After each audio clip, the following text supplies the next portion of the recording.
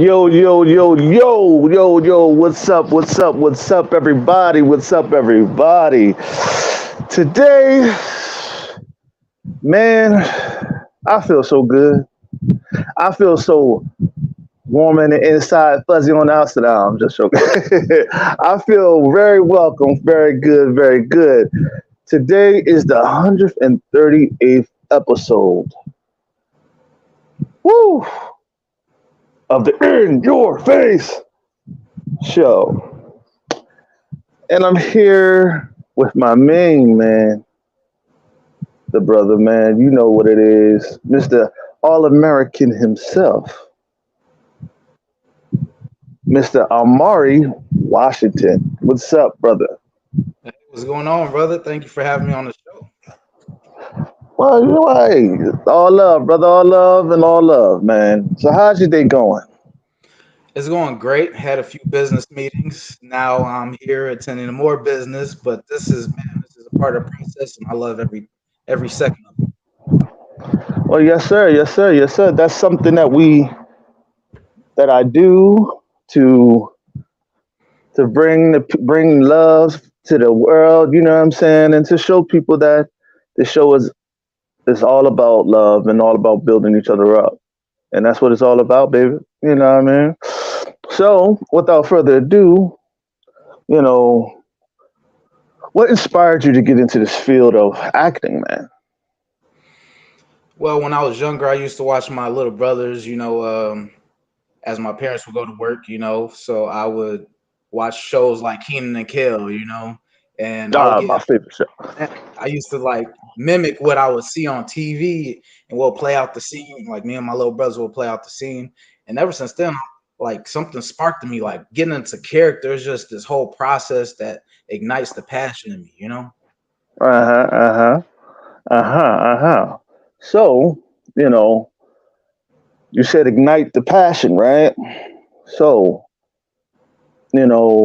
what part of acting that just ignites your passion that just fires you up every time? Getting to tell someone else's story and living their life for just a very brief moment. Very awesome, very awesome. That's what I feel about the show. You know what I'm saying? When I get big fishes, big interviews and stuff like that, that just fires me up because man, when you feel like you're ready for something big, and you be like, God, I'm ready for something big. I've been taking on a small fish, small fish.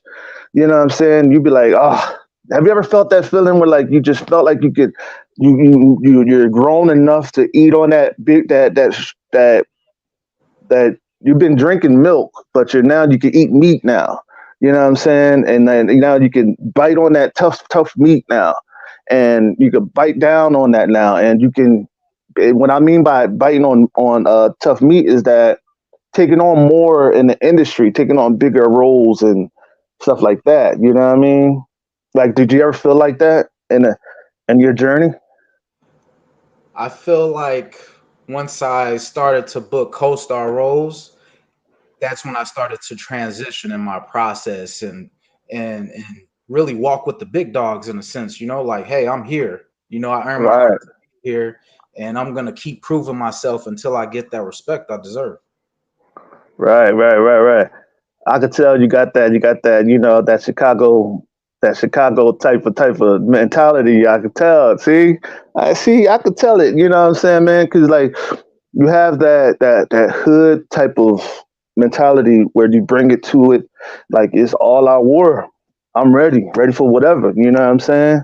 Let's get it. And that's the type of style I like. You know what I'm saying? Because that's how you bring that to this type of career, industry, because if you come in and you're not confident in yourself, and you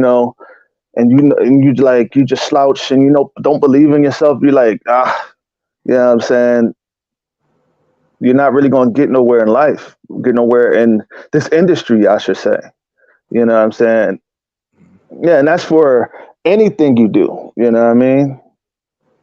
Yeah, I feel like, especially in the game of acting, being in a TV and industry, film is about confidence majority of the time. Yeah, Confidence, believing, because once you believe, you can convince anybody. You know what I'm saying? uh-huh, uh-huh, right, right. was amazing, man. Right, right, right. So, you know, so how was your upbringing? Knowing that you wanted to be an actor, how was your upbringing? Did you go to like to art school? Did you go to like school for drama, and did you go for like schools for entertainment and all of that? Or did you just go to regular school? So my younger experience was came from doing plays in elementary school and in high school, and then after college, I dabbled in culinary arts, got my culinary degree as a backup. You know what I'm saying? And Mm-hmm.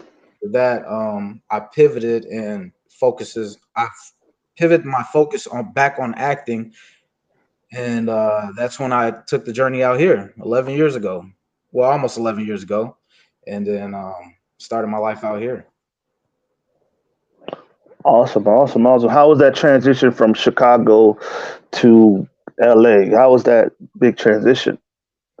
It was tough, man. The first year or so, because I just came out here to visit one time, and that was about it. I didn't know anybody at the time out here, so it was tough, man. Like getting to know people, like building new connections and things like that.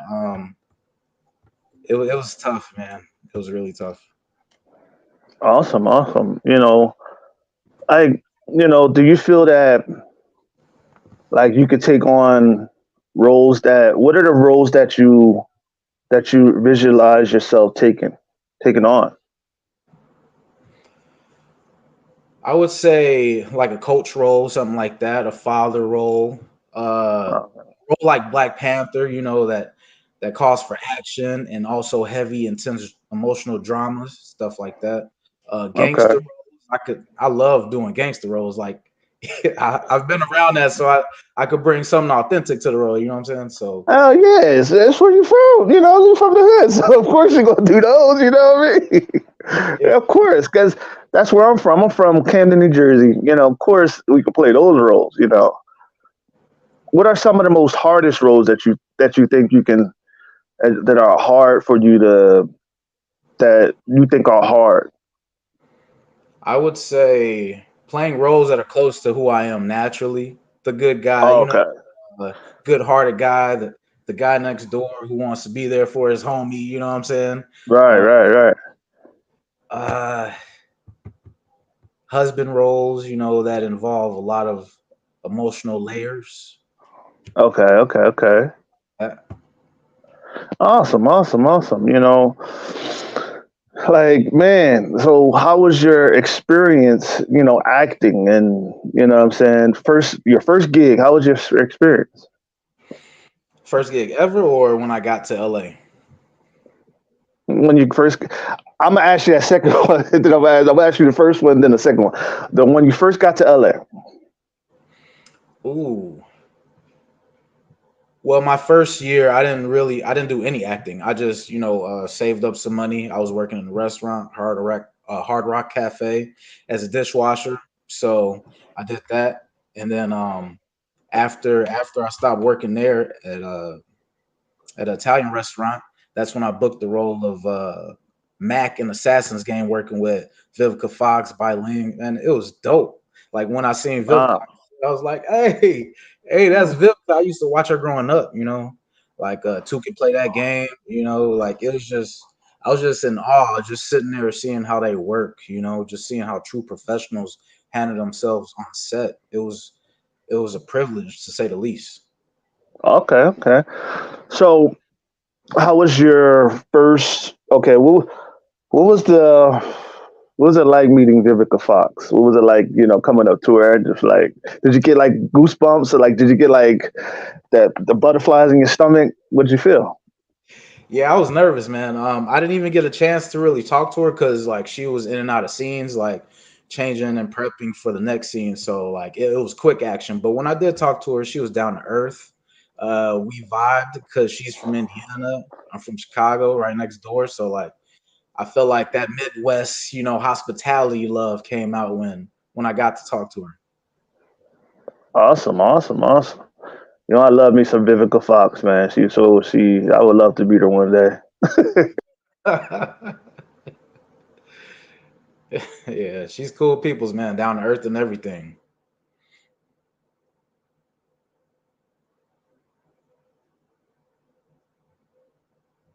All gel together when we come from the same place. You know what I'm saying? From the same environment. You know. But you know, how was your experience, right, doing your first gig? I remember when when I said I was going to ask you that same question, but in reverse. How was your first gig, ever? Mm. It was a challenge because I was going from theater to film. Uh, my Ah, very first gig out of high school, I was a lead in a short film. I played a big brother, who didn't want his little brother to go on the wrong path. So I'm watching over him, making sure he's doing everything right. And he wanted me to buy him beer and whatnot. It was a cool experience. With some Columbia students from Chicago. They did their thing, and now they've transitioned and working with bigger stars. They produce projects for big artists in Chicago. So it was cool to be a part of that project. awesome, awesome, awesome. So, you know, how do you feel about your journey? How do you feel about your career right now? Do you feel like you've taken that step towards the bigger roles, or do you feel like you still got more work to do when it comes to the small roles? I feel like I will always have work to do regardless, and I'm gonna constantly be growing and evolving. But right now in my process, I feel like it's my time, man. I've been putting in the work for a minute, and Hmm. feel like now it's starting to pay off slowly but surely. It's paying off little by little. Okay, okay, okay. So, you know, what was it like playing in the sitcom or the series All American, man? Oh, it was cool. It was cool. That was actually my third co-star booked in the same year. So like I was already in a groove. So like going to a new set, like I had a rhythm. Like everybody was down to earth, cool, and it was cool working with the series regular. I don't know why I'm blanking out right now. I can't forget. I can't remember his name. Please forgive me. Take your Um, time. Take your time. Daniel Ezra. There we go. Right before we start rolling, I told him like how much I admired his work. I appreciate him helping me on set. He was cool. He was super cool. He was like, "Oh man, that's dope." And then we got in a few takes, and that was a wrap, man. It was a dope experience all the way through. Awesome, awesome. So, who is the one person that mentored you all through your roles, that helped you, come into your roles, that helped you come into those characters? Who was the one person that helped you? I would say my uncle Mike. He loves movies and he is a very hard critic. So if he doesn't like something in the movie or it's off, he'll tell you straight to your face, like, "Yo, you gotta change that. Like, your performance was all right, but you gotta do better this time. Commit more." And Right. after each role I would do, he would give me critique and feedback, and I would work on the next role that I would have, and I would apply those lessons to each role. And I feel like now I'm in a place where I can say like I let it come to me versus forcing the process. Okay. Okay. Okay. So, how do you feel about, what are the roles that you inspired to do, like that you dreamed of doing? What are the roles that you dreamed of doing? Mm, that is a very good question. I would say roles like Malcolm X, roles that played an important piece of history, Okay. also teach the younger generation at the same time. So they're not just watching a Okay. movie, they're learning at the same time. Uh So huh. Uh again, huh. like teachers, politicians, uh, principals, roles like Okay. Right. not only entertain the younger generation, but also teach them at the same time. Right, right, right. So, you know, I know you feel like, I know in like those roles that you really want to do, like when you look at Malcolm X, I know what you do. You basically you watch how he moves and how he talks and how he choreographers, how he does things, you know what I'm saying? That is a good way. That's a gift that you have, I could tell, because you when you watch the movie, you watch how they move and how they talking, Mhm. and then it grows on you, and then you're able to, when you get those roles, you're able to go at it naturally. You know what I'm saying? And when did you first feel like when did you first start to understand your gift? When did you start to understand it? I would say at an early age, because naturally, well, I just learned this. I'm an empath. Do you know what an empath Okay. is? Mhm. Yeah, they can feel energy all around them. They could pick up energy without from someone without the person telling them what's going on in their life is crazy. And I acknowledge this around the age of like 10. So I'm like, dang, I gotta use this. I gotta use this gift. So I'm like, if I use it in acting, I can go really deep into the character's emotions without even trying, really, because it's just natural to me and it's a gift. But the more I hone that gift and made it sharper, like the less I have to try, if that makes sense. Right, right, right. So the more So, technical I get on set, the more I'm thinking two steps ahead, the less I'll have to worry about me looking right in front of the camera. okay, okay. Mhm, mhm. So I have a question. Like, was there, when you go through your auditions, right? Have you ever looked at one of your competition, you were like, damn, he did it so great, but you wind up getting the role and you were like, man, how did I get this role? You know what I mean? Yeah, yeah. I've had that experience a few times actually. For example, I went out for a film called Bunnyman Vengeance, and I seen somebody. Uh-huh. I was like, ooh, and I heard his audition. I'm like, dang, he killed it. Like, I don't know if I'm gonna book this one. And then a few months down the line, we end up seeing each other on set. I'm like, oh, you booked it. Like, it was cool. Like, I didn't beat him, but we both went together, so it was an amazing experience. Okay, okay, okay. Awesome, awesome, awesome. Man, so where do you feel that what do you feel like was your, like, kicking the door role that just got you right there in the game, that got you right in the game, that got you ready to hit the last shot at the buzzer? I would say Lethal Weapon because that was my "Hello America, I'm here" moment. That was a moment on national TV, on a million screens all across America. Oh man, damn. I they gave me a trailer, and I got to sit with the main cast and everything. Got to chop it up with Damon playing Crawford, like, and pick their brains on like their process and like how to go about auditions and whatnot. And they gave me amazing feedback that I can use and apply to each and every audition. Oh man, how long did that series last? I believe it lasted like 3, 4 seasons. Oh man, damn. I liked the original Lethal Weapon though, like the original Lethal Weapon with That my guy Mel Gibson. Yeah, Danny DeVito. Yes, man. Danny Glover. I meant Danny DeVito. Danny Glover. Yes, that was I used to love those movies, man. Go crazy. I could just sit back and watch Lethal Weapon all day. yeah, That's man. my shit. You know what I mean? But so, like, what was it like being on set with powerhouses like Damon Wayans?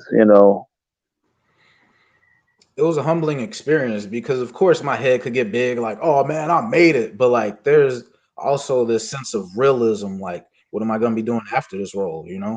What's next? There's always like this question in the actor's mind.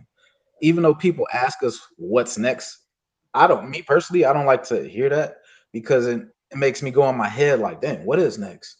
So then now I make sure that I know what's next, so I don't have to sit there and contemplate. You know. That is a good one. That's a good answer. Great answer. Great answer. You know what I mean? So, you know, how do you feel about being, you know, like, man, like, do you feel like you fell, like, do you feel like you failed in a lot of these, in your career, or do you feel like you've achieved overachieved in your career? Mm. I feel like there was definitely more failure, and Okay. when I did have success, I knew how to handle it because of the failure. So the failure was preparing me for when I did book big roles, you know. Uh, Mm-hmm. so I would stay grounded and not get egotistical, and my head would get big and none of that. So Right. I try to keep a balance, but the failures always taught me something to be resilient and keep going. Because no's don't mean no, I don't want you as this role. It means not right now. Maybe later down the line, that same casting director will remember me and be like, "Oh, I got the perfect role for Omari. Let's bring him in." Mm, mm, mm. So, you know, being in Hollywood, right? Being in Hollywood, who are some of the stars that you mimic or just that inspired you to just keep to stay hungry? That just that when you look at their work, you like, damn, man, like it was just so easy, so tasteful. Like, who are some of the guys guys and women in the industry that you just look up to? Denzel Washington, Don Cheadle, Chadwick Boseman. His body of work before he passed, amazing. Viola Davis, Johnny Depp, Forrest Whitaker, you know, the list goes on, man. But those are the people that I strive to be like and I mimic. And I watch their every move. I watch their interviews, how they handle themselves, the type of energy they present on camera, and how they talk to the extras on set and how they talk to the cast and crew, all that. I even watch podcasts just like this, you know. The crew has it. Not sure if you heard of it. Mm-hmm. Yeah, it's a good Plenty pod. of time. I always try to stay informed, informed on how to conduct myself in certain situations like this. That's an awesome way to go about that, man. You know. Um, hey, Catherine, all the way from Germany. Hey, Catherine, what's up? How are you? You know, but nah, man. You know, okay. Let me kick you. So, what is your proudest accomplishment in your career so far? Ooh, I have a few. Can I name the top three? Go ahead. Go ahead. Okay. Uh, Number three would be Lethal Weapon. Number two would be uh, winning supporting best supporting actor for my role in Checkmate for Life. Okay. The lead role in that film helped me be a more structured actor, and it led to more open doors. And I feel like that set the tone for where I'm at in my career. And first and foremost, my proudest moment would have to be my film Gracefully Broken. It it went on to win about like 30 awards worldwide, and I won 4 Best Actor awards for my performance as Alex in that film. And that's my proudest moment because I felt like I was a voice, excuse me, I was a voice for the mental health community, because it touches on suicide and mental health issues that I feel like in the Black community we don't discuss enough. So I feel like this was a gateway for a lot of people to have those discussions with their own people. Mm. Oh man. You know, how do you handle the stress and pressures of being having to say your lines in the most pressured situation on set? On set. Before it used to bug me. Like I used to like not sleep the night before, be in my head. But now, I have a routine. Like I'll get up, I'll meditate, I'll stay grounded, I'll pray, read the Bible, make sure I'm good spiritually, mentally, and emotionally to deliver. And once I get to set, I get in my space. I try not to communicate too much because it'll throw me off. I just try to stay in character, not too much, but like a good balance. And but now it comes quick. Like I can get to that safe space real quick versus before it would take hours. Now it only takes like a few minutes for me to prep and be ready. But man, the process, I love it at this point. And you feel like you're addicted to it, huh? Yeah, yeah. I thought it was so cliche when I used to hear like fall in love with the process. I never knew what that meant. But now that I'm more experienced, I'm like, fall in love with the process. You got to fall in love with every aspect of the process to be great.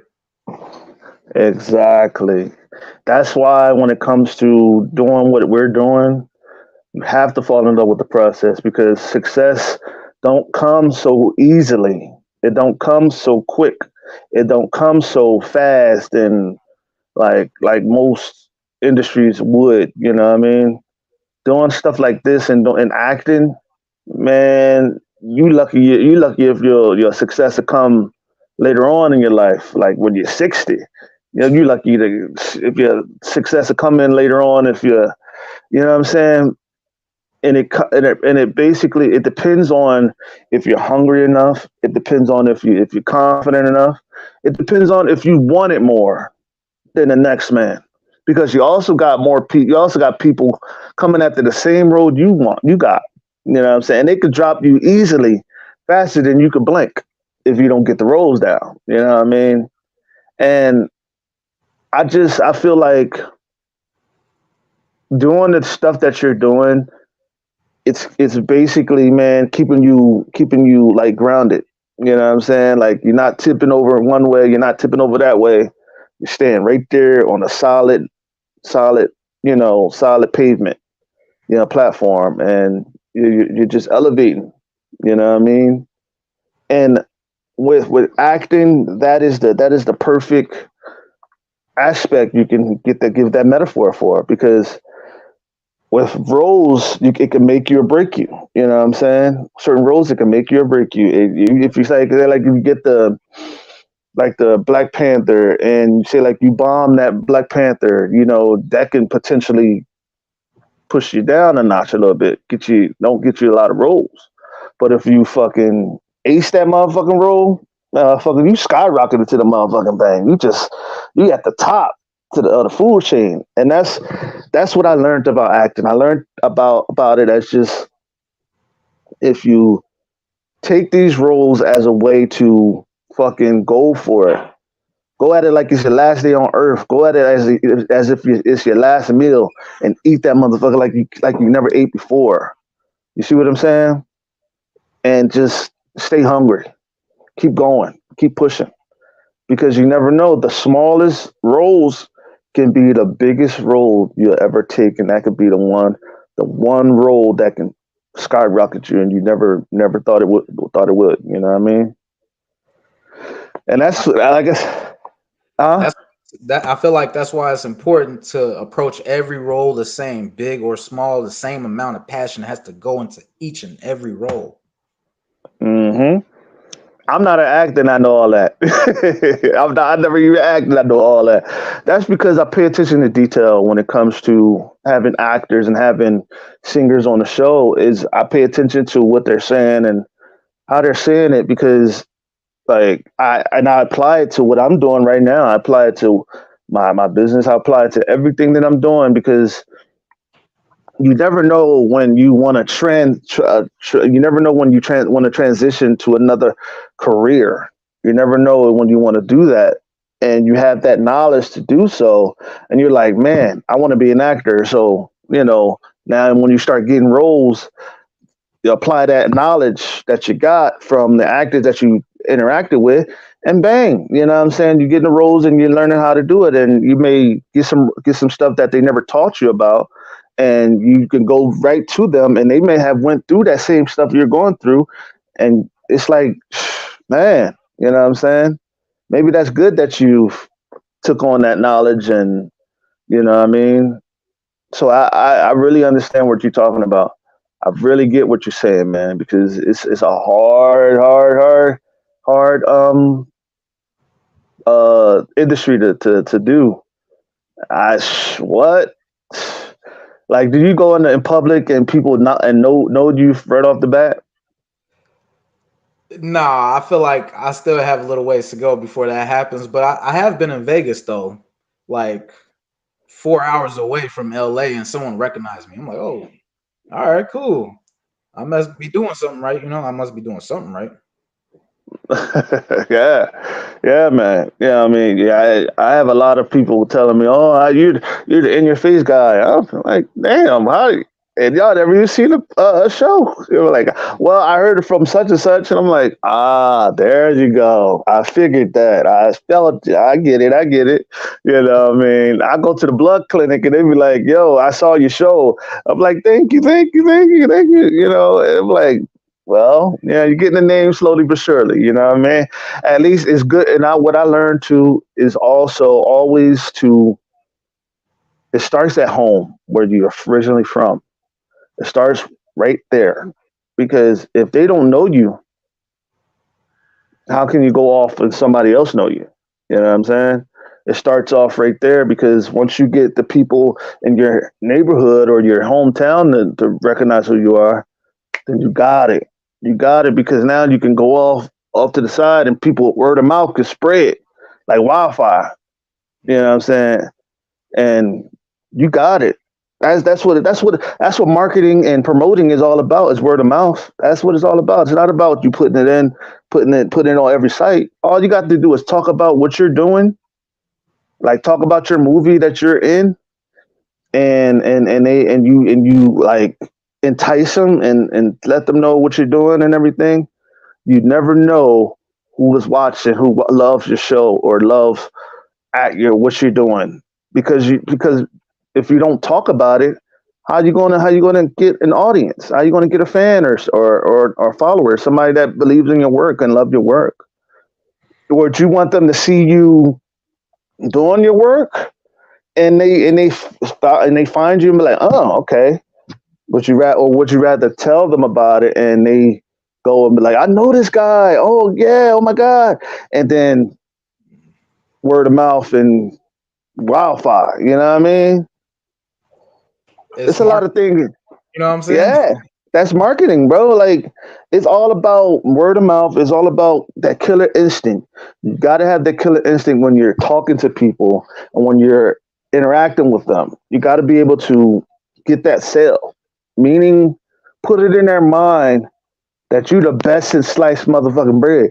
You the shit of all the shit. You the greatest of all the greatest. And that's how you're supposed to carry yourself. Because if you don't carry yourself like that, who's going to do it for you? Nobody. You know what I'm saying? What you're doing it leads with confidence. If you ain't got confidence, you ain't got a damn thing in this industry. You know what I'm saying? That's just being real. You know, man. It's entertainment as it is. You know. But we got a question in the comments. Sorry for talking all like that. You talking this shit. You know what I mean? Um, does this process last a while, so to speak?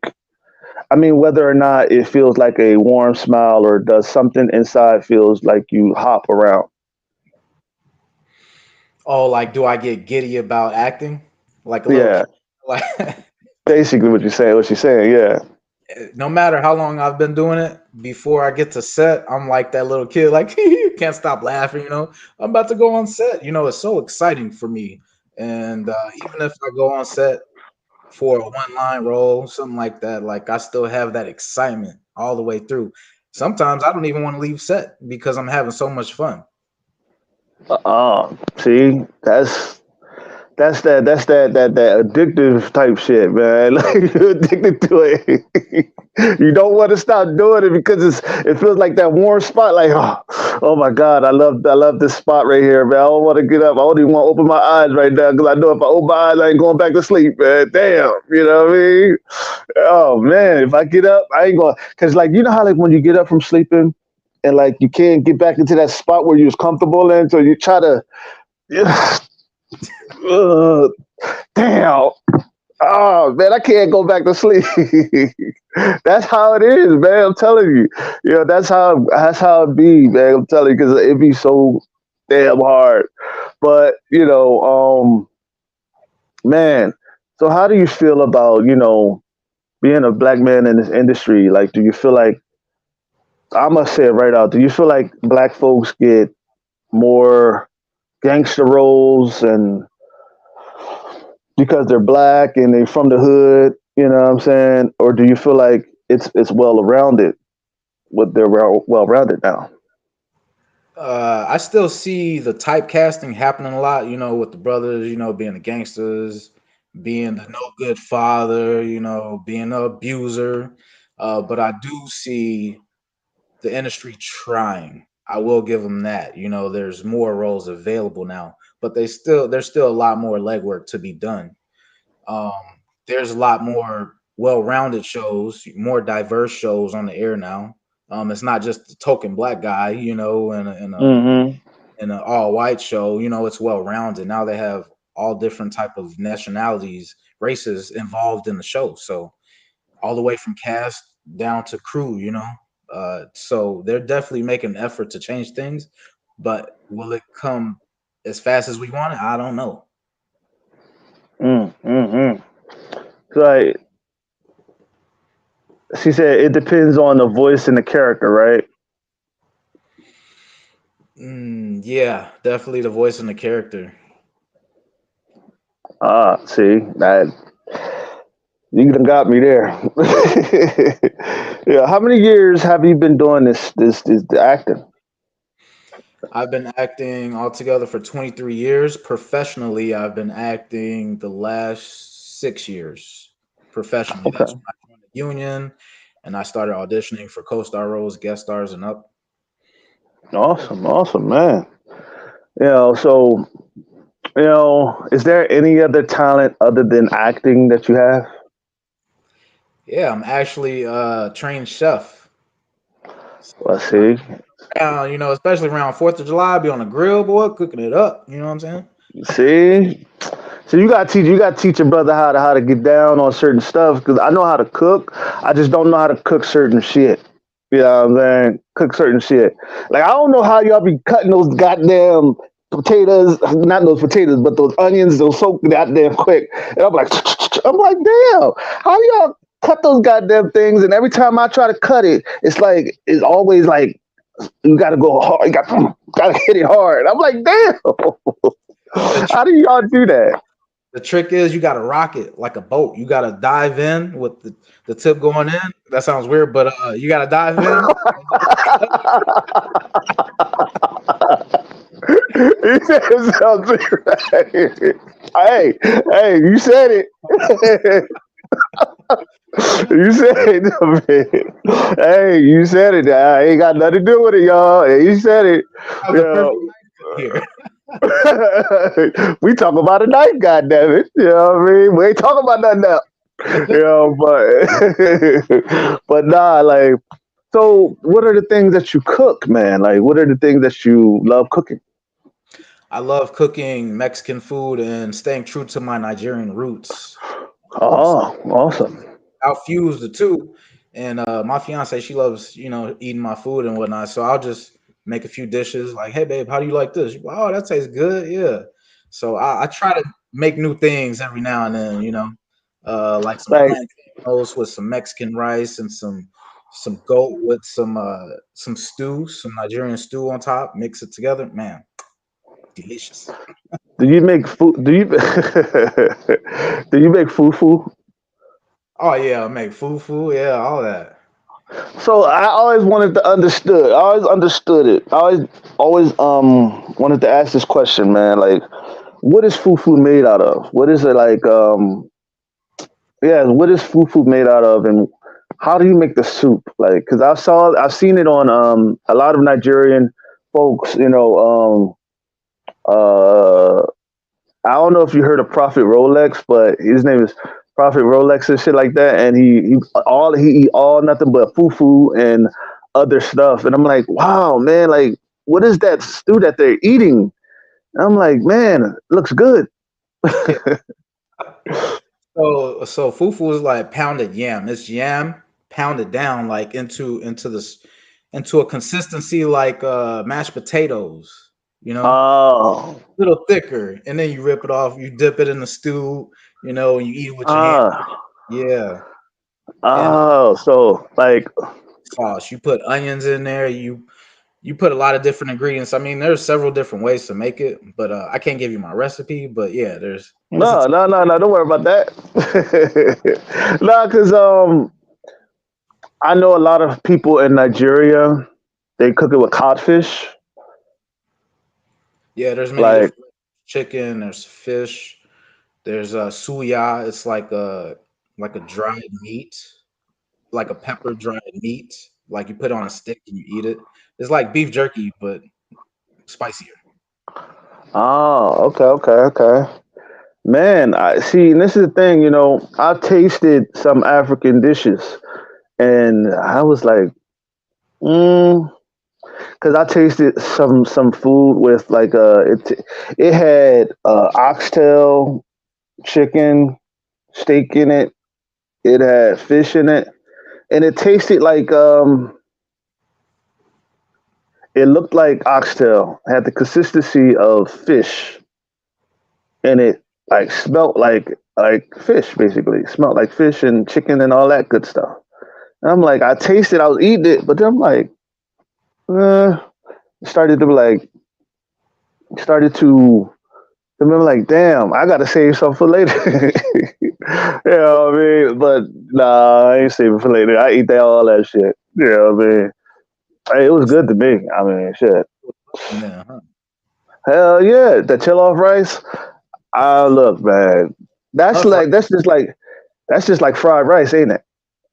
Yeah, it's like like Mexican rice, but in a Nigerian way, if that makes sense. Because they're both like colored orange and they're cooked similar, but they're not like with jollof rice, you get more of a smoky flavor. With Mexican rice, it's more light on the smokiness, but more on the color and the natural flavor. Does that make sense? Awesome, awesome, awesome, awesome. I would love to travel to Nigeria and get me a plate and be like, I'm out of here. Give me something to eat, goddamn it. Shit. I would love to do food reviews on here. And I would love to do food reviews and basically, do something like you know what I'm saying? You cook me something, I'll food review it up. Way. You're damn right. You know what I mean? Hey, Nah. the funny thing is, I actually live right down the street from a Nigerian restaurant. Damn. So you be like, God damn, I could cook that shit myself and not have to go down there. You Right. know, Paying like 25 bucks for a plate, I could just go buy the stuff and make it myself and have more food. exactly, man. Like sometimes they be cheating on the food, man. Like, come on, man. Like, oh my God, dude. Like what is your favorite dish to eat and cook? Ooh, that's a good question. Um, my favorite dish to eat would have to be ribs. I feel like you can't go wrong with ribs. Oh, No matter where you go, I you love ribs. ribs. You know what I'm saying? Hell yeah. Bro, like man, we about to have that shit tomorrow, man. But nah, I love me some ribs, my damn self, dog. I'll go crazy for some ribs, man. You know what I mean? Me and ribs. Oh my god, like especially the Applebee's ribs, nigga. Like those motherfuckers be. Oh yeah, Woo! came up on their recipe because their ribs used to be bogus. You know what I'm saying? Now Ah, they taste way better. way better, man. Like I usually get the two for 25. You know what I'm saying? The ribs and the rib tips. You know what I'm saying? The whole plate and like the another plate. Man, look, that's basically a date right there. You know what Right. I'm saying? 2 for 25. Look, baby, we going through for 2 for 25. I'm on a budget, goddamn it, right now. I ain't going to no fancy ass restaurant right now, goddamn it. Shit, yeah, that's a date right there. Shit, I don't give a fuck. You know what I mean? But now, like, you know, like when you cook your ribs, man, like, you know, where do you feel like what do you think is the best way to cook ribs? So I have a trick. Whenever I cook any type of meat, I let it sit at room temp for at least 30 to 45 minutes to tenderize the meat because it loosens up the muscles, you know what I'm saying? And then Hmm. that's when I put the seasoning and I put my dry rub, my special dry rub that I create, and I let that dry rub sit on the meat for 30 more minutes. And then Okay. after that, I either throw it on a grill or throw it in the oven. If I throw it in the oven, I put aluminum foil on it for about an hour, then take the foil off, let it cook a little bit more for like 30 more minutes. Boom, it comes off like butter, baby. Ah, yeah. Like, do you take the membrane off, or do because I know though people take the membrane off, but do you take the membrane off though? I cut it up after I take it out. Is that what Okay, you okay, okay. Like I'm talking about the little piece of like fat all off the top. layer Yeah, of you fat? put. Yeah, yeah. Yeah. I don't take it all off. I take like probably like half of it off because sometimes those bites get fatty. Like Okay. what the hell is this? You know what I'm saying? Yeah, yeah, yeah. That's true. That's true. That's true. You know what I mean? That's that man. Look, I would love me some ribs right about now. Shit, I'm going. I want to go crazy for some motherfucker. I could eat a whole rack of ribs. Goddamn it! Shit, I'm not. What? Mm, some good eating. But I mean, look. You being in California right now, you know what I'm saying. I know there's some rib joints out there that you be like, man, look, I gotta go get me some. You know what I mean? Yeah, there's Famous Dave's. Have you ever been to Famous Dave's? Hell yeah, Yeah, yeah. you go and you find the Famous Dave's. The consistency is crazy. Like it'll taste great no matter where you go. See, now that's good barbecue. You know what I'm saying? It don't hit yours. It don't hit mine. It won't hit your mama's. But it sure hit your stomach. But it won't Right. hit your mama's food. You know what I'm saying? But it'll be all right. It'll still hit your stomach though. You know what I'm saying? So you know, you being an actor, man. You know, what are some of the roles that you hated playing? I don't think there are any roles that I hated playing because I made sure that I loved the role before I took it, before I received the booking. You know what I'm saying? Because if my heart's not in it, then I don't want it. So if I Right, right, right. the role, I'm not gonna show up half-ass it. That's just the type of person I am. I don't perform any roles that I feel like I'm not connected to. That's right. That's right. That's right. So, okay, Benz, though you from Chicago and you transitioned, you came on down to California. How was that? How was it a culture shock, or was it like my home, my home? You know what I mean? Totally two different energies. Cause when I first moved out here, I was like, hey, like walking around with a smile, like waving. Bro, who the hell is this guy? You know what I'm saying? Because in Chicago, like people are warm and friendly, I feel like. And now here, like people are straight to business. They don't have time for BS. So like they just poker face it up all the time. Well, I mean, that's just. I mean, that's a lot about how here y'all atmosphere is like out in Camden, in New Jersey, and everything. That's how it is out here. It's very warm and cool. You know what I'm saying, and very down to earth. And I mean, you're not really going to run into no trouble like that. You know what I'm saying? Unless you want trouble, then you're gonna run into some trouble. You know what I mean? But other than that, you're really not gonna run into no trouble unless you're looking for it. You know what I mean? But I could see going to California and you bringing that atmosphere and be like, the fuck is this nigga so happy for? You know what I mean? The rent's high.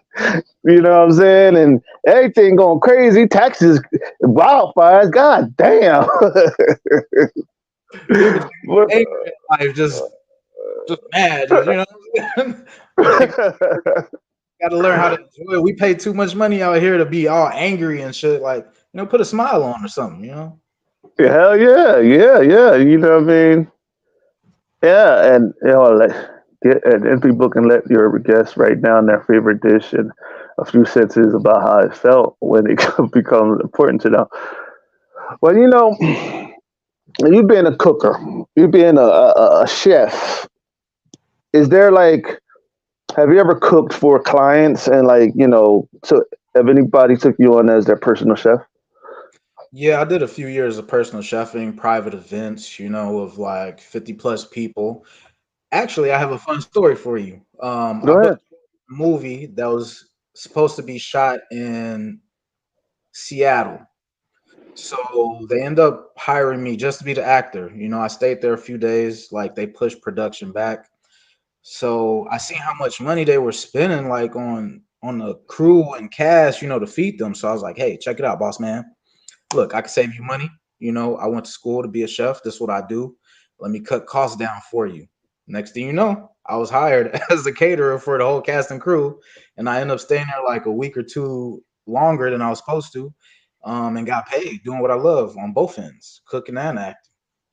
See, see, a jack of all trades. I keep telling people, look, learn two different trades, and that way you get a job, and then they need somebody to help them doing one thing, and you could be doing another, and you could be doing both of your jobs at the same time, getting two different checks and more money on top of that motherfucker shit.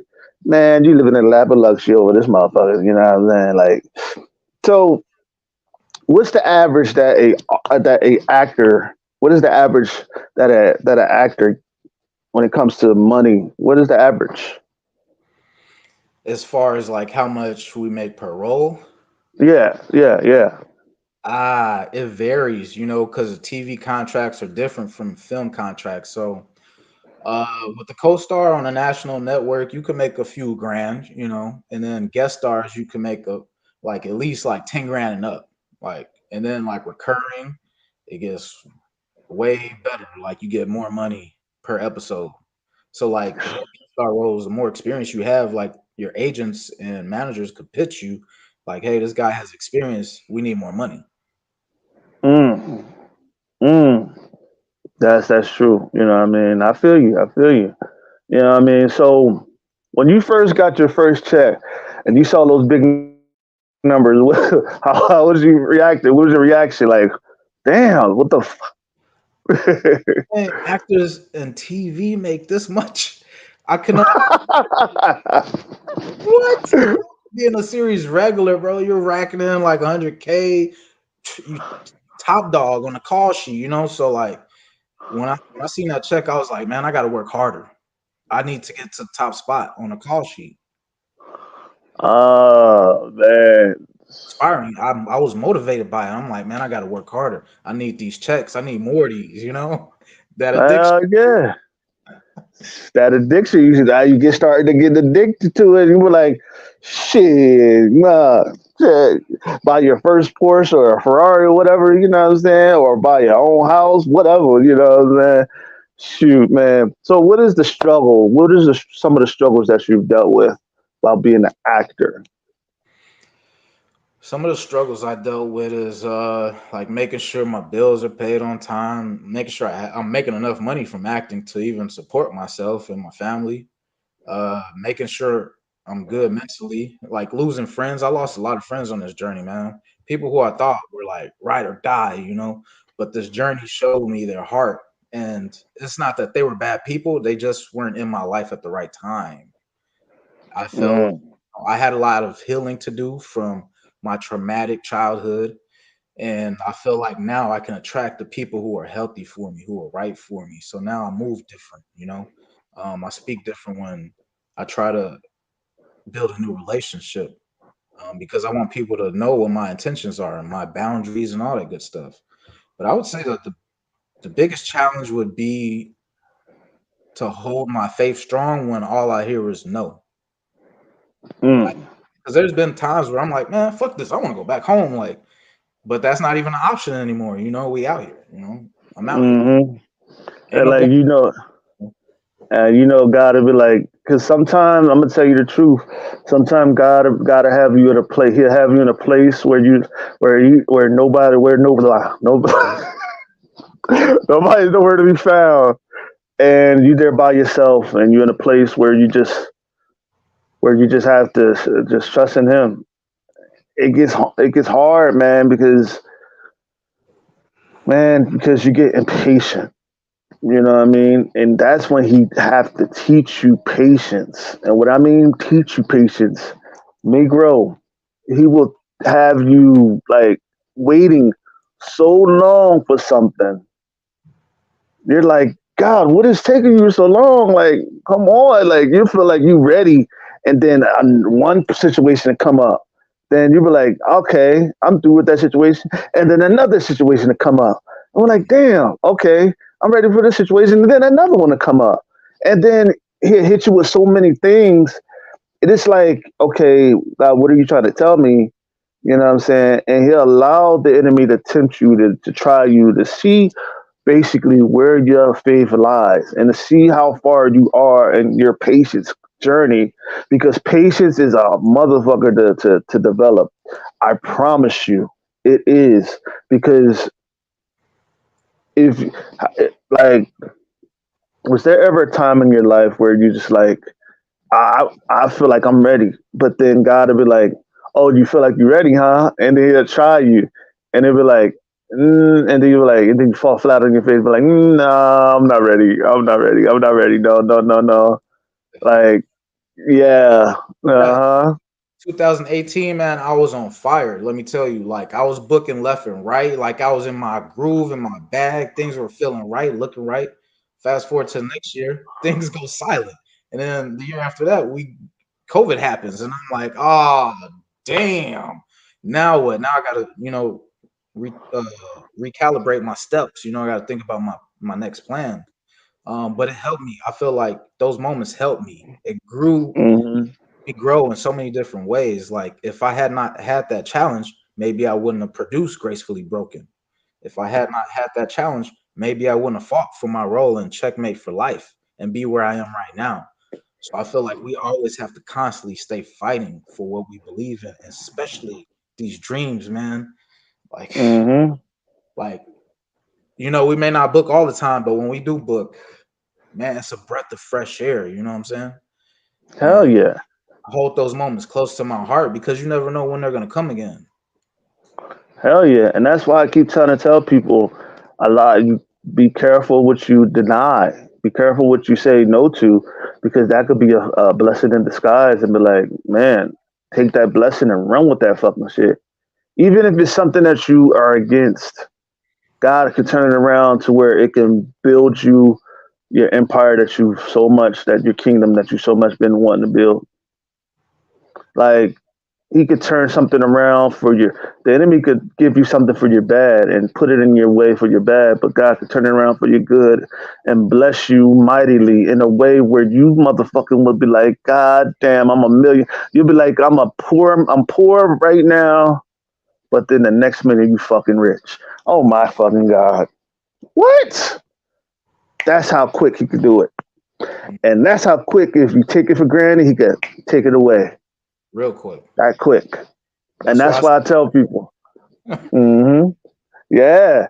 See, these people think, oh, these big stars think, oh, I'm untouchable. I got all this money.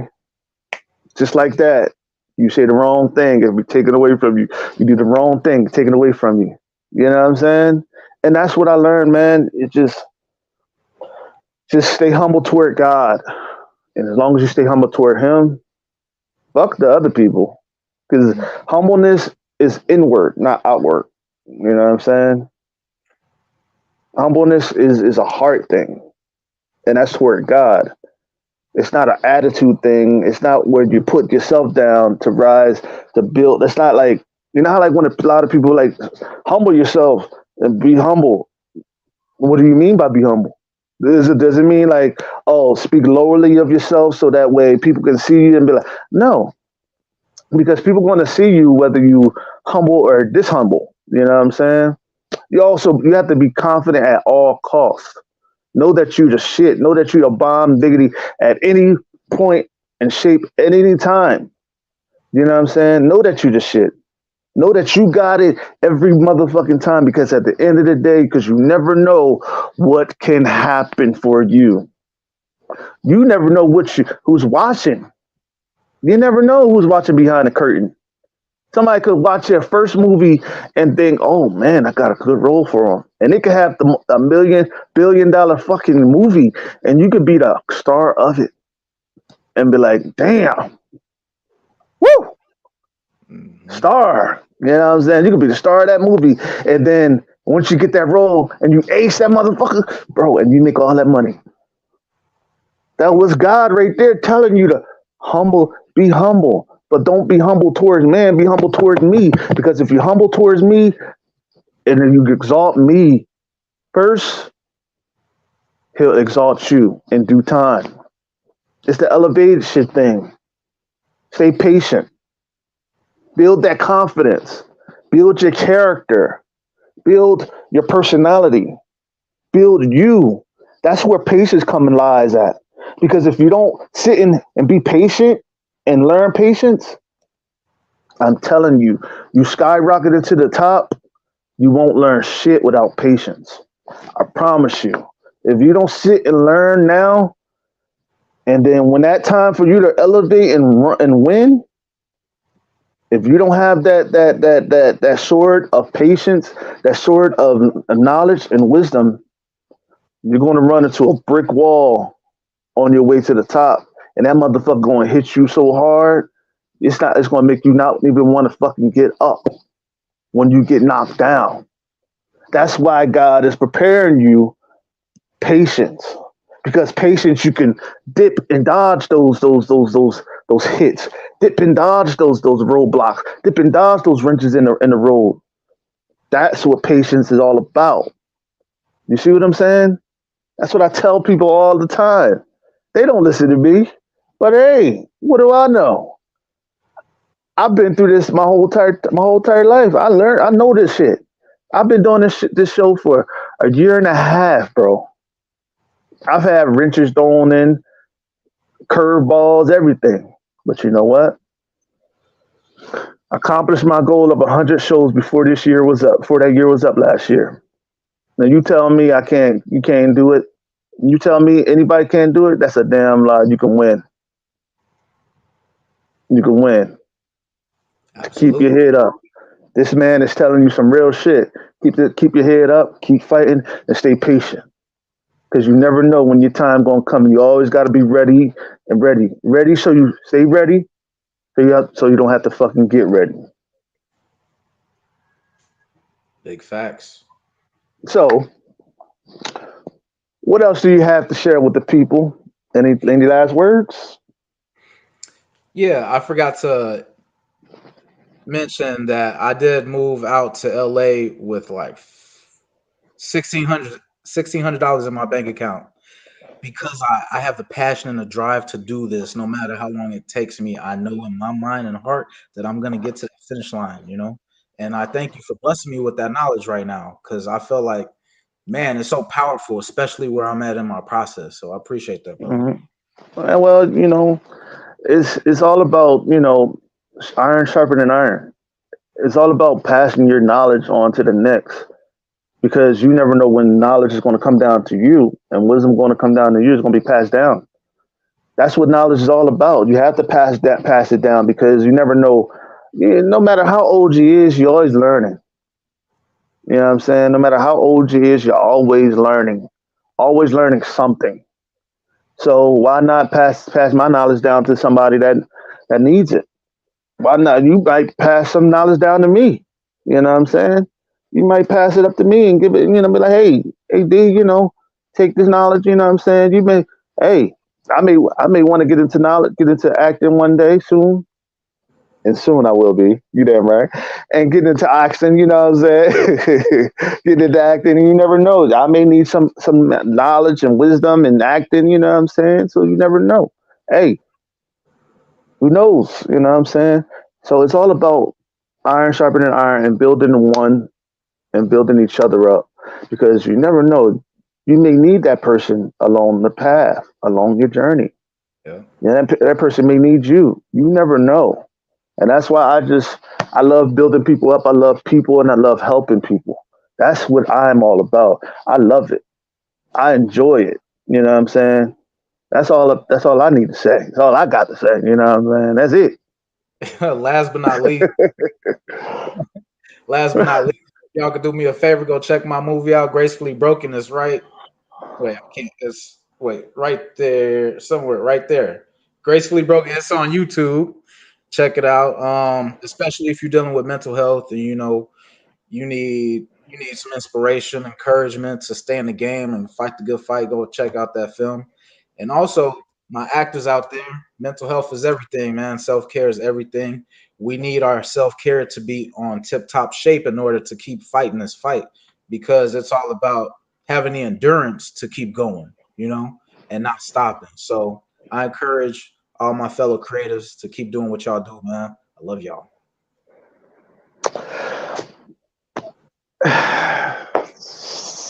just just tasteful. Just tasteful. But, you know, it's been well, y'all, man. I told y'all I'm always coming with the bang. It's been a little while. I know. It's been a little while since I've been on the prowl, but I'm coming every time. I'm always gonna give y'all a banger. Man, I got some big interviews coming up, y'all. Big ones. Sunday and Monday. Stay tuned. Mr. Mark Henry on Sunday, Mr. Ari Lehman on Monday. Be there. But I want to thank Mr. Omari Washington for coming out and for coming on the show. You know what I'm saying? It's been well. You know what I'm saying? Thank you, brother. It's been an honor to share with you. It's been an honor to share with me. And I love you. And we will do this again. Of course we will. And Thank you for you you damn right. on IG, Instagram, Omari Washington, all one line. Facebook, Omari Washington, and you can find me on IMDb if you want to check out my history, my experience, all that good stuff. You damn right. And that's what it's all about. You damn right. And it's all well and fine, all well and right. So I want to thank y'all for tuning in. It's been well. And it's been an in your face show. And we out. Peace. Peace. Peace.